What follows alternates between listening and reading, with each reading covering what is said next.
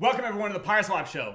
And I appreciate this newfound level of bullishness I see in the chat because I want you guys to understand something. The will to fight is what makes somebody win, okay? It's not the will to win that makes somebody fight. It is the motivation to fight that brings you to win. Does that make sense? I could say that a little bit more eloquently, but to be clear, like anything that you feel that we're out of the fight or something like that is you mentally realizing an unrealized position. Does that make sense? If your position is unrealized, focus on what's real in, that we're still in this fight. Am I making sense? Why do I say this? Why do I bring this up? I have realized that the cardinal value of this project is really teaching people how to analyze. And when I hear you guys do things like overweighing what you see and underweighing what I'm telling you, I realize that I haven't taught you shit. Going forward, our marketing and our education are actually going to come from the same path. This solves the problem of people who like this project not understanding it. And it also solves the problem of people not understanding this project so they can't like it. Do you guys understand what I'm saying?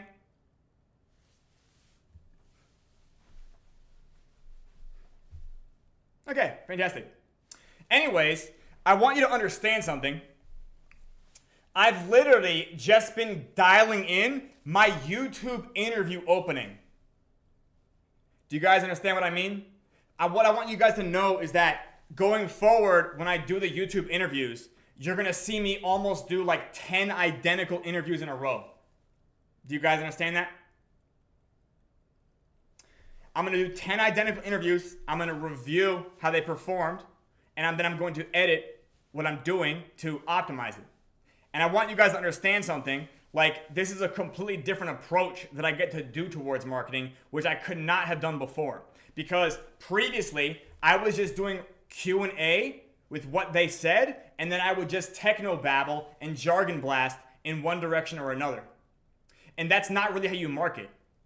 Does that make sense? Have you guys seen a movie called Network from 1976?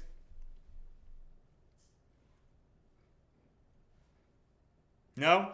Jayri, have you ever seen a video or audio clip where there's a newscaster and he's saying, "We know the air is unfit to breathe and the food is unfit to eat"? Have you ever heard that clip? Okay, yeah. It's very famous. It's very famous. And the reason it's famous is because it's a very emotively compelling scene. Does that make sense? The movie is actually very, very dry and confusing aside from that scene.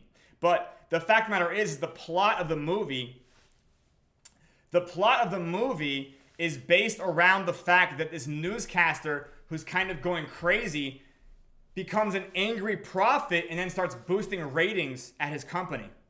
Do you guys understand? The angry prophet boosts ratings. And why does the angry prophet boost ratings?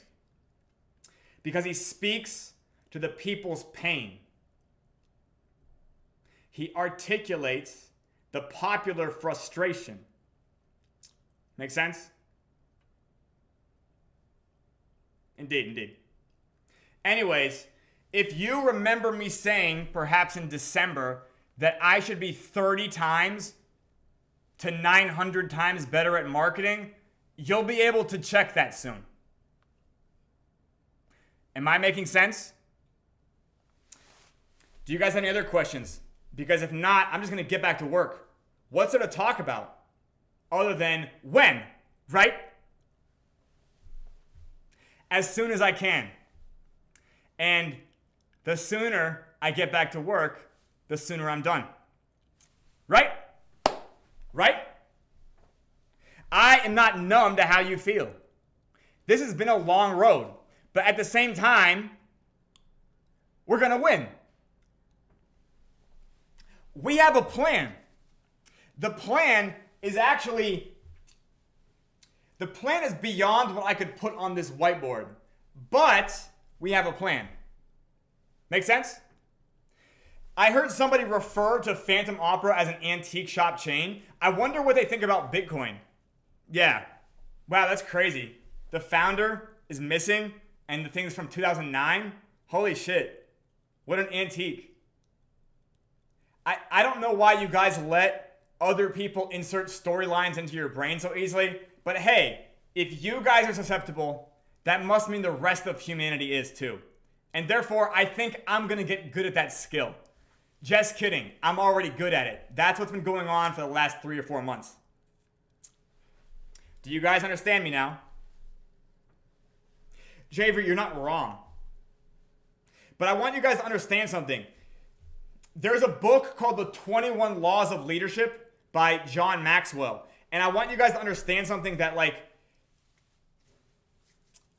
I cannot, like, get around following people that are kind of like treating Phantom Opera the way they are.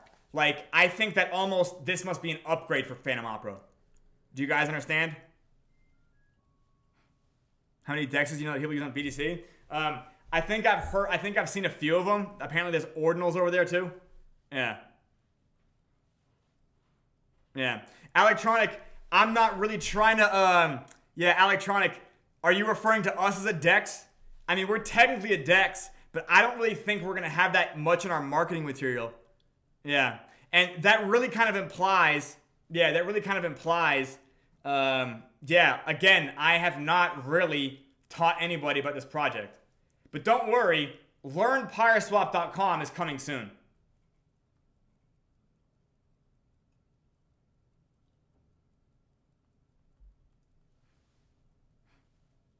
How much longer do I have to overinvest, Vexer? Less time than you think. Yeah, less time than you think. But also, again, Fexer, all of you guys are just going to wait for the first interview anyways, right? Right? Like, just be honest. You guys are all going to wait for the first interview, right? So, I mean, you can front run the rest of them, or, oh, you and me both. You and me both. But, we're actually going to win.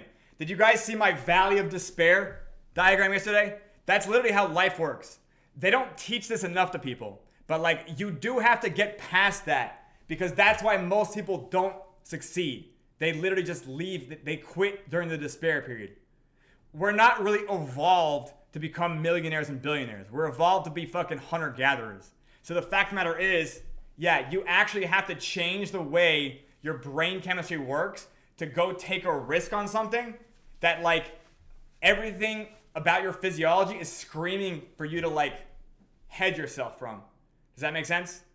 I didn't even realize that when I was overinflating the coin, I was just putting everybody's brain chemistry into, like, panic, because everybody is used to looking and interpreting crypto projects a certain way. And I insist we're here to change that paradigm. So I clearly haven't done enough work on explaining that paradigm in order for people to kind of change the way they think about whether a project is doing good or doing bad. I hope that makes sense. I hope that makes sense.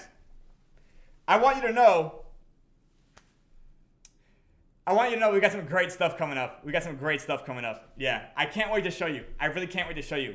I would not work this hard on anything if I wasn't going to knock it out of the fucking park. I'm just being honest, okay? I cannot risk underwhelming with marketing, right? All of Phantom Opera hangs in the balance. So I better do the damn best. Do you guys understand? We're not just fighting for our bags or for our own time. We're fighting for the whole Phantom Opera, okay? We're going to win. Anyways, do you guys have any questions? Because if not, I'm going to get back to work, right? When?